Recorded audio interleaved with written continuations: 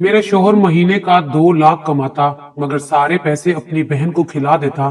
جب سے اس کی بہن طلاق لے کر ہمارے گھر آئی تھی اس نے میرا جینا حرام کر رکھا تھا۔ میرے شوہر کی کمائی جس پر میرا حق تھا، شوہر وہ ساری کمائی اپنی بہن پر لٹائے جا رہا تھا۔ اپنی بہن کی ہر فرمائش پوری کرتا، میں کچھ کہتی تو مجھے ڈانٹ دیتا اور کہتا میری طلاق یافتہ بہن سے جیلس مت ہوا کرو۔ مجھے بہت غصہ آتا، اس لیے میں نے شوہر کے کان نند کے خلاف بھرنا شروع کر دیے۔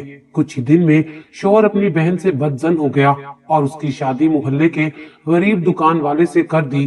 اب 1 سال ہونے والا تھا اور نند گھر نہیں آئی تھی۔ ایک رات شوہر کے خواب میں اس کی امی آئی اور روتے ہوئے کہنے لگی جلدی سے اپنی بہن کے گھر جاؤ ورنہ تیرا بچہ مر جائے گا۔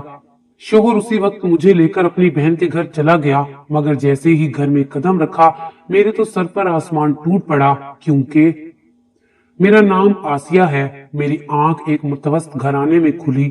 میرا تعلق ایک سندھی گھرانے سے تھا۔ محلے سے ہمارے گھر میں کوئی نہیں آتا تھا اور ہمیں اچھا نہیں سمجھا جاتا تھا، اور اس کی کئی وجوہات تھیں۔ پہلی وجہ یہ تھی کہ میری ماں نے گھر سے بھاگ کر شادی کی تھی۔ سب کو لگتا تھا کہ جیسی ماں ہے اولاد بھی ویسی ہوگی۔ دوسری وجہ ابا کا نشہ کرنا اور جوا کھیلنا۔ تیسری وجہ گھر میں ہونے والے جھگڑے تھے۔ ابا کی محلے میں کوئی عزت نہیں تھی۔ اگر دادا کا اپنا گھر نہ ہوتا تو شاید وہ محلے سے نکالنے میں 1 سیکنڈ بھی نہ لگاتے۔ بات کچھ یوں ہے کہ اماں ابا کے پسند کی شادی تھی اور ان سے ہم 3 نشانیاں پیدا ہوئیں، مطلب کہ میرے علاوہ میری 2 بہنیں اور بھی ہیں۔ کہنے کو تو ابا کو اماں سے جنونی محبت ہوئی تھی کہ وہ اماں کی خاطر اپنی جان لینے کے لیے بھی تیار ہو چکے تھے۔ ادھر اماں کا بھی یہی حال تھا۔ نانا نے ابا کو دیکھتے ہی انکار کر دیا۔ ابا کے غلط دوستوں اور آوارہ گردی کی خبر انہیں مل چکی تھی۔ اماں نے بہت کوشش کی، ماموں نے بھی اماں کو سختی سے منع کر دیا تھا اور اپنے دوست کے ساتھ رشتہ طے کر دیا تھا۔ اماں باغی ہو گئی۔ کچھ رہی صحیح کسر ابا نے اماں کے کان بھر کر پوری کر دی۔ ادھر دادی سے لڑ کر انہوں نے اماں سے شادی کی تھی۔ دونوں گھر سے بھاگ گئے تھے۔ بعد میں دادی نے بیٹے کی خاطر انہیں معاف کر دیا اور گھر میں جگہ دے دی، لیکن نانا ابو خفا رہے۔ دادی اس رشتے کے سخت خلاف تھی، وہ اپنی بھانجی لانا چاہتی تھی۔ دادی شروع دن سے اماں کے ساتھ روک ٹوک کرتی تھی، لیکن ابا اپنی محبت کی جھوٹی بارش میں اماں کو اپنا بنا چکے تھے۔ لیکن ہر بات امید سے ہونے پر جب بیٹی پیدا ہوئی تو ابا بھی بیزار ہو گئے تھے۔ اماں کو بد چلن، بھگوڑی اور بد کردار ہونے کے تانے دیے جاتے۔ ابا شروع سے ہی نکمے اور کاہل تھے، اس لیے انہوں نے کالج کی امیر لڑکی دیکھ کر عشق مشوقی شروع کر دی۔ اماں بھی کالج میں فراغت حاصل کرنے کے لیے ہی جاتی تھی، اس لیے ابا کے عشق مشوقی کے جملوں پر دل ہار بیٹھی تھی۔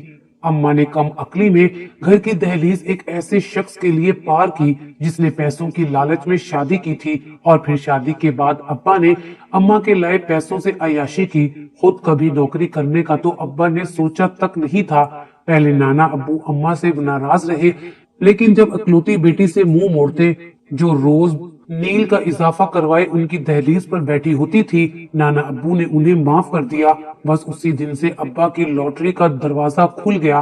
وہ نانا ابو کو بلیک میل کرتے تھے، روز اماں کو مار مار کر نانا کے گھر بھیج دیا کرتے تھے، اور اب انہیں تیر چلانے کا ایک اور موقع مل گیا تھا۔ بیٹیوں کا تانا دیتے تھے، کبھی کبھی ہم پر بھی ہاتھ اٹھاتے کہ جاؤ نانا ابو سے پیسے مانگ کر لے آؤ۔ اماں کو لگا کہ ان کی قسمت میں جو بھی ہو رہا ہے ان میں سب سے زیادہ قصوروار ان کی بیٹیاں ہیں۔ میں گھر کی تیسری اور آخری بیٹی تھی۔ میرے آنے کے بعد ڈاکٹر نے خبر سنا دی کہ اب مزید کوئی اولاد نہیں ہوگی۔ ناقص خوراک اور اپنا خیال نہ رکھنے کی وجہ سے میری بار بہت پیچیدگیاں بڑھ گئی تھی۔ ابا نے تو مجھے دیکھنے تک کی زحمت نہ کی۔ نام بھی ماموں نے میری پیدائش کے 3 ماہ بعد رکھا تھا۔ اماں نے بھی منہ موڑ لیا تھا۔ اسی وجہ سے میں نے سب سے زیادہ نفرت سہی تھی۔ بیٹیوں کی وجہ سے ہر روز گھر میں نئی جنگ چھڑ جایا کرتی تھی۔ دادی اماں سمیت شروع ہو جاتی، انہیں تو بیٹیاں بوجھ ہی لگا کرتی تھی۔ کتنی عجیب بات ہے کہ لوگ بیٹیوں کو ناپسند کرتے ہیں۔ وہ ہمیشہ اللہ تعالیٰ سے اولاد نرینہ کی دعا تو مانگتے ہیں، حالانکہ اللہ سے دعا تو یہ کرنی چاہیے کہ اللہ جو بھی اولاد دے نیک اور فرما بردار دے۔ میں نے بہت سے ایسے ماں باپ کو بھی بڑھاپے میں رولتے ہوئے دیکھا ہے جن کے چار چار بیٹے ہوتے ہیں۔ بیٹیاں نہ صرف گھر کے کام کاج میں ماں کا ہاتھ بٹاتی ہیں بلکہ اس سے بڑھ کر یہ کہ ماں کو بیٹی کے روپ میں ایک سہیلی مل جاتی ہے جس سے وہ اپنے دل کی ہر بات کر لیتی ہے۔ اماں مالدار خاندان سے تھی، یہی وجہ تھی کہ کبھی یہ بات طلاق تک نہیں پہنچی تھی۔ ابا ہاتھ اٹھاتے، مار پیٹ کرتے اور گالیاں دیتے لیکن طلاق نہ دیتے۔ ماموں ہر مہینے ایک خاصی تگڑی رقم ابا کی جیب میں ڈال دیتے اور ابا شروع سے ہی لالچی طبیعت کے تھے۔ وہ اتنے سارے پیسوں کو دیکھ کر چپ ہو جایا کرتے۔ اماں کو ہر وقت یہی غم رہتا کہ ان کا کوئی بیٹا نہیں ہے۔ وہ ہمیں منحوس، کالی قسمت والی اور مختلف ناموں سے بلاتی تھی۔ بڑی بہن جسے میں آپی کہتی ہوں، اس نے ہی مجھے پالا ہے۔ آپی نے صرف مجھے دودھ نہیں پلایا، باقی مجھے پالنے پوسنے والی وہی ہیں۔ اماں نے تو کبھی میری طرف دیکھا ہی نہیں تھا، اسی لیے میں آپی کی نگہداشت میں رہی۔ وہ میری ماں بھی ہیں اور دوست بھی ہیں۔ انہوں نے کبھی بھی مجھے نہیں مارا اور نہ ہی ڈانٹا، ہمیشہ پیار سے سمجھایا۔ میں اپنی ہر بات آپی سے کر لیا کرتی تھی۔ اماں کا سارا غصہ ہم پر ہی نکلتا تھا اور جب ان کی مار کھا کر ہڈیاں بچ جاتی تو دادی ہمیں مار کر اپنے کلیجے کو ٹھنڈا کر لیتی۔ انہوں نے بہت کوشش کی کہ ابا کسی طرح دوسری شادی کر لے، لیکن ماموں نے کہا اگر وہ دوسری شادی کریں گے تو معمول کا خرچہ بند کر دیں گے۔ ابو نے کہا کہ انہیں دوسری شادی نہیں کرنی کیونکہ ان کی عیاشی بند ہو جانی تھی۔ اب باقی بری صحبت کی وجہ سے ابا نے جوا کھیلنا شروع کر دیا تھا۔ اماں تو کبھی اپنی جھوٹی محبت کا تو کبھی بیٹا نہ ہونے کا غم مناتی رہتی، انہیں خود تک کا ہوش نہیں تھا۔ ماموں ہی ہم تینوں کی پریشانی میں مبتلا رہتے تھے۔ انہیں ڈر تھا کہ میرا باپ کہیں ہمیں بیچ نہ دے، ان کی بہن کسی دن زہر ہی نہ کھا لے۔ اکثر ابا اپنے بہت سے دوست گھر لے آتے تھے جو آپی کو اور مجھے گندی نظروں سے دیکھتے تھے۔ میں اور آپا خود کو کمرے میں بند کر لیتی تھی۔ ماموں نے ہمارا داخلہ شہر کے اچھے اسکول میں کروا دیا۔ ہماری پڑھائی کا سارا خرچہ وہی اٹھاتے تھے۔ گھر کے حالات بھی ٹھیک نہیں تھے۔ گھر کے حالات دیکھ کر ہم بہنوں نے کبھی کسی سے دوستی نہیں کی، کہیں اسکول میں ہمارا مذاق ہی نہ بن جائے۔ ہمارے اسکول کی پیرنٹس میٹنگ بھی ماموں ہی اٹینڈ کیا کرتے تھے۔ جب ان سے ہمارے والدین کے متعلق پوچھا جاتا تو کوئی بھی جھوٹا بہانہ بنا دیا کرتے۔ اماں کو تو فکر نہ تھی ہم پڑھیں یا نہ پڑھیں، کھائیں یا نہ کھائیں۔ دادی کو البتہ ہمارے اچھے اسکول میں پڑھنے سے کافی جلن تھی۔ ماموں کی زیر نگرانی ہم نے یہ وقت بھی کاٹ لیا۔ میری بڑی دو بہنیں ماموں کے گھر ہی شادی کر کے چلی گئیں۔ آپی کی شادی پر میں اتنا روئی تھی کہ مجھے 2 دن بخار رہا تھا۔ مجھے لگا کہ میری ماں مجھ سے دور کر لی گئی ہے۔ مجھے افسوس ہے کہ ابا نے بیٹیوں کا بہانہ نہیں بنایا بلکہ ماموں سے پیسے لے کر چپ ہو جاتے۔ ماموں کا ہمارے سر پر واحد سایہ تھا۔ وقت گزرتا رہا اور دادی بڑھاپے کی وجہ سے بیمار رہنے لگی۔ ابا سارا پیسہ باہر خرچ کر دیتے تھے، دادی کی دوائی کے لیے ڈاکٹر کی فیس بھی نہ دیتے۔ اماں تو ویسے ہی دادی سے قطع تعلق کر کے بیٹھی ہوئی تھی۔ دادی کو اب اپنے غموں کا احساس ہو رہا تھا کہ انہوں نے اپنے بیٹے کی پرورش ٹھیک نہیں کی بلکہ برے کاموں کا بڑھاوا دیتی رہی۔ اب تو پانی سر سے گزر چکا تھا۔ خیر میں ماموں سے چند پیسے ادھار لے کر دادی کو ڈاکٹر کے پاس لے گئی اور دوائی لا کر دی۔ وہ سارے راستے ہاتھ جوڑ کر معافی مانگتی رہی اور مجھے دعائیں دیتی رہی۔ میں ان کا مکمل خیال رکھنے کی کوشش کرتی، ان کا الگ سے پرہیزی کھانا بنا کر رکھتی تھی، لیکن دوائی اب بے اثر ہو گئی تھی۔ کہتے ہیں نا کہ کوئی چیز تب تک فائدہ نہیں پہنچا سکتی جب تک اللہ تعالیٰ نہ چاہے۔ سرکاری ہسپتال میں لے کر گئے لیکن دادی نے ایک دن دم توڑ دیا۔ ان کا کفن دفن بھی ماموں نے ہی کروایا۔ اس بات پر اکثر ممانی باتیں سناتی تھی کہ ان کی بہن کی وجہ سے ہم اگنور ہو رہے ہیں، لیکن ماموں انہیں پیار سے منا لیتے تھے۔ میری بہنیں بھی ان کی خدمت کرتی ہیں جس کی وجہ سے وہ خاموش ہو جاتی۔ یہ ان کا بڑا پن تھا جو انہوں نے میری بہنوں کو بہوؤں کے روپ میں تسلیم کیا تھا اور کبھی بھاگی ہوئی ماں کا حوالہ دے کر کردار کشی نہیں کی تھی۔ میں نے پڑھائی مکمل کر کے ایک نجی ادارے میں ملازمت اختیار کر لی تھی۔ میں اپنی تنخواہ کے کچھ پیسے ابا کے ہاتھ میں رکھ دیتی، وہ خوش ہو جاتے اور نوکری پر اعتراض نہیں کرتے۔ میں مزید ماموں پر بوجھ نہیں بننا چاہتی تھی، اس لیے میں نے اپنے خرچے خود اٹھانا شروع کر دیے۔ ماموں ایک روز آئے اور اماں سے کہا کہ ان کے محلے میں ایک یتیم بچہ رہتا ہے، خاصا سمجھدار اور نیک ہے، انہیں میرے حوالے سے وہ پسند ہے۔ ماموں کی بات پر اماں نے اعتراض نہیں کیا۔ عمر کے اس حصے میں آ کر ان کی زبان تھوڑی کم ہی چلتی تھی، مگر ابا نے خوب شور مچایا۔ میرے ذریعے انہیں اچھی خاصی رقم ملتی تھی۔ میری شادی ہو جاتی تو میری جاب کے پیسوں سے بھی ہاتھ دھونا پڑتا، لیکن خیر ماموں نے انہیں منا کے رشتے والوں کو گھر بلا لیا۔ لڑکے کی بہن کو میں پسند آ گئی تھی۔ لڑکا نوکری کرتا تھا، مہینے کا 2 لاکھ کماتا تھا اور خود کھاتا تھا۔ ماموں کی رضامندی کے پیش نظر میں نے ہاں کر دی۔ ماموں نے ہی میری شادی کے انتظامات سنبھالے۔ میری شادی کے شروع کے دن بہت حسین گزرے۔ میرا شوہر جمیل میرا بہت خیال رکھتے، اپنے پسند کی شاپنگ کرواتے اور چھٹی پر سیر کروانے بھی لے جایا کرتے۔ ماموں بھی مطمئن ہو گئے۔ ایک روز ماں کی طبیعت کی خرابی کی خبر ملی تو ماموں کے کہنے پر میں ان سے ملنے چلی گئی اور دوائی وغیرہ دلا کر گھر واپس آ گئی۔ شوہر کے کام کرنا، ان کی ضروریات کا خیال رکھنا میرا فرض تھا، جو میں خوش اسلوبی سے پورا کرتی تھی۔ مجھے یقین نہ آتا کہ میری قسمت اتنی اچھی ہو سکتی ہے۔ کچھ عرصے بعد ماموں اور مومانی کا روڈ ایکسیڈنٹ میں انتقال ہو گیا۔ ہم بہنوں کو ایسا لگا کہ ہمارے سر سے کسی نے سائبان چھین لیا ہے۔ ہم اتنی روئی کہ مجھے لگا کہ میں یتیم ہو گئی ہوں۔ میرے شوہر نے میرا پورا خیال رکھا۔ وہ مجھے کچھ دن باہر لے گئے۔ جب ہم گھر واپس آئے تو ایک بری خبر ہماری منتظر تھی۔ میرے شوہر کی بڑی بہن اور میری اکلوتی نند کو طلاق ہو گئی تھی۔ وہ روتی ہوئی ہمارے گھر آ گئی۔ میں نے ان کا بھرپور ساتھ دیا۔ انہیں روایتی نندوں کی طرح کوئی تانے نہیں دیے تھے۔ آپ ہی سے یہ بات شیئر کی تو انہوں نے بھی یہی مشورہ دیا کہ نند کا اس مشکل گھڑی میں خیال رکھو، لیکن آہستہ آہستہ میری نند کا رویہ بدلنے لگا۔ وہ مجھے عجیب طریقے سے گھور کر دیکھتی رہتی، سارا دن میرے ساتھ کوئی بات نہ کرتی اور میرے شوہر کے آتے ہی اس کا رویہ بدل جاتا۔ شوہر سے طلاق کی وجہ پوچھی تو انہوں نے کہا کہ اولاد کی وجہ سے ان کی بہن کو گھر سے نکال دیا گیا ہے۔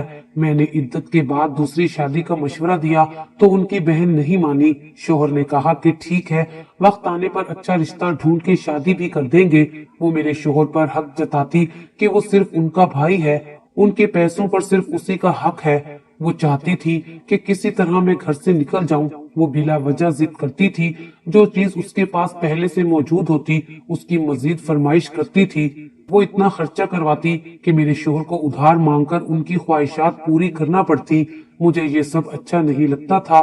ایک تو وہ پہلے بوجھ بن کر بیٹھی تھی، اوپر سے وہ اپنے بھائی کے لیے مالی حالات کو سمجھنے کی بجائے اپنی خواہشات کا پلڑا بھاری رکھتی تھی۔ اماں ابا سے کیا شکایت کرتی، انہوں نے تو پلٹ کر شادی کے بعد خبر تک نہ لی تھی۔ بہن سے بھی زیادہ بات نہ کرتی، وہ بیچاری اپنے سسرال میں میری پریشانی لے کر بیٹھی رہتی۔ میری طرف سے میرے شوہر کی توجہ ہٹ گئی تھی۔ میرا شوہر ہر وقت اپنی طلاق یافتہ بہن کے آگے پیچھے گھومتا رہتا تھا۔ بہن کی فرمائشوں سے اسے فرصت نہیں ملتی تھی۔ وہ چاہتا تھا کہ اس کی بہن اب خوش رہے اور اپنی زندگی کے اس مشکل مرحلے کو بھول جائے، لیکن اس کا حل تو یہ نہیں تھا کہ وہ خود روڈ پر آ جائے۔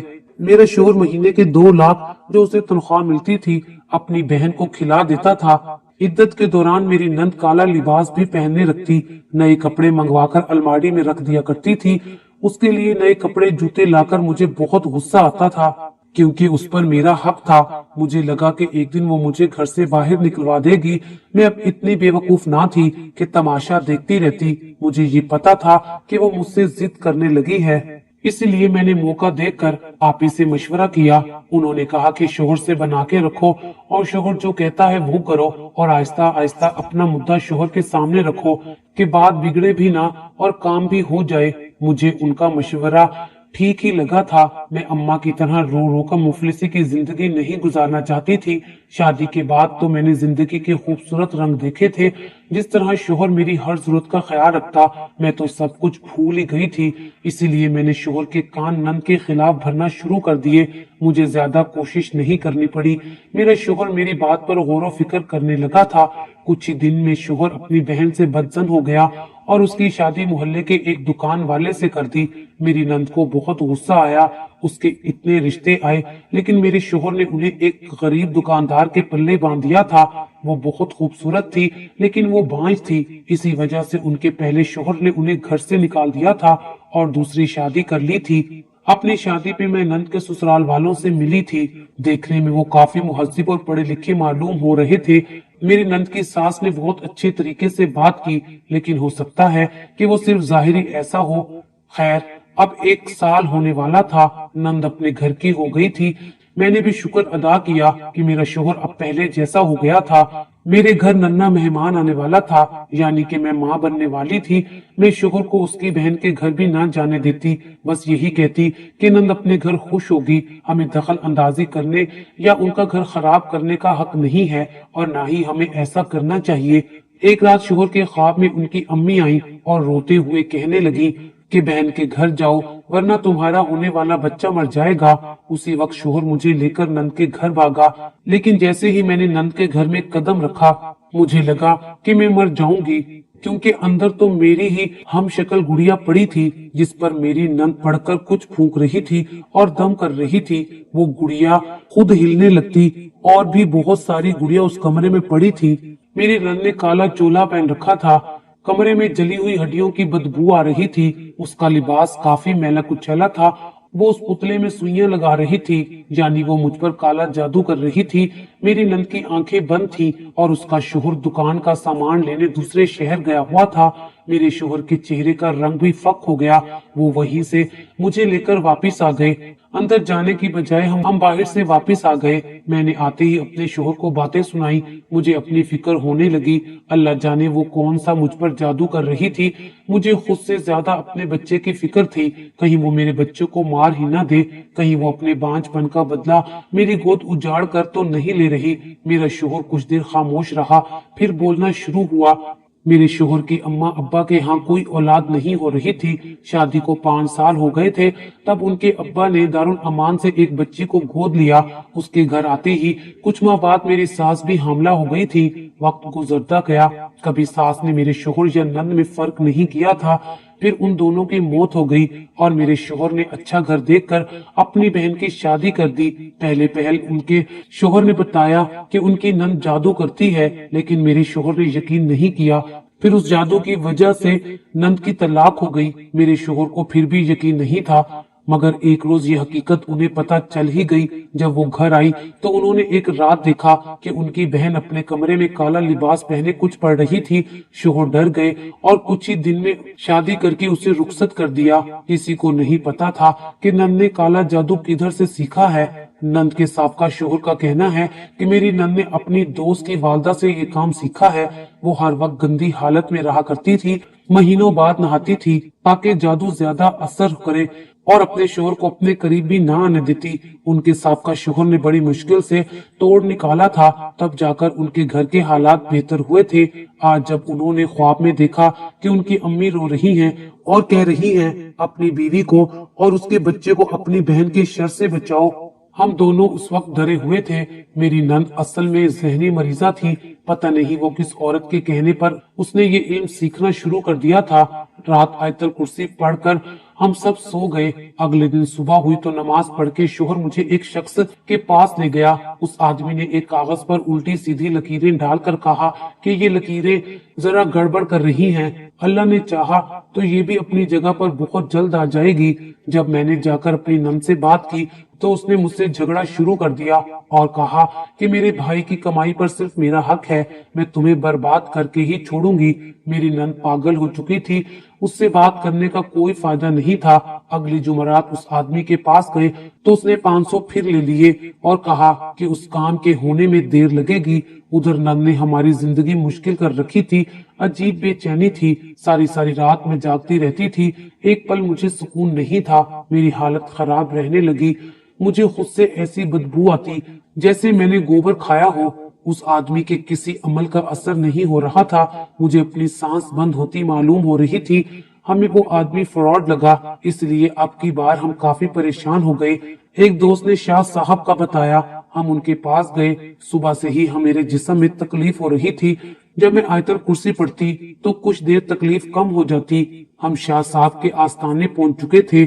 2 عورتیں باہر نکل کر جا رہی تھی، شاید وہ بھی کسی غرض سے آئی تھی۔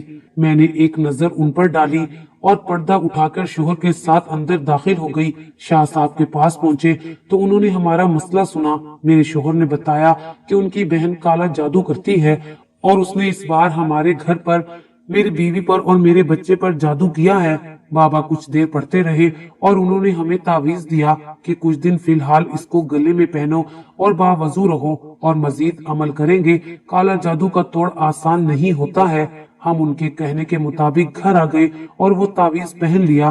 کچھ دن بعد بابا نے ہمیں بلا لیا، ہمارے سامنے وہ قرآن مجید پڑھنے لگے اور 2 گھنٹے بعد میری حالت بالکل ٹھیک ہو گئی۔ انہوں نے بتایا کہ تم وہ محلہ چھوڑ کر کہیں بہت دور چلے جاؤ، اب تمہاری بہن جو بھی کرے گی تم پر اثر نہیں ہوگا۔ ہم گھر آ گئے اور جلد سے جلد دوسرے شہر شفٹ ہو گئے۔ کچھ عرصے بعد اللہ تعالیٰ نے ہمیں بیٹے سے نوازا اور خبر ملی کہ کسی نیوز چینل نے پولیس کے ساتھ نند کے گھر پر چھاپا مارا اور نند کو پکڑ کر لے گئی تھی، کیونکہ وہ کالا جادو کرتی تھی، لوگوں کی زندگیاں برباد کرتی تھی۔ ہم اپنی چھوٹی سی فیملی کے ساتھ خوش تھے۔ بیٹی کے پیدائش کے بعد میں اپنی بہنوں سے ملنے گئی تھی۔ ابا اور اماں بیمار رہنے لگے تھے، وہ ہم سب بہنوں سے شرمندہ تھے، ہمارے بچوں کو پیار کرتے۔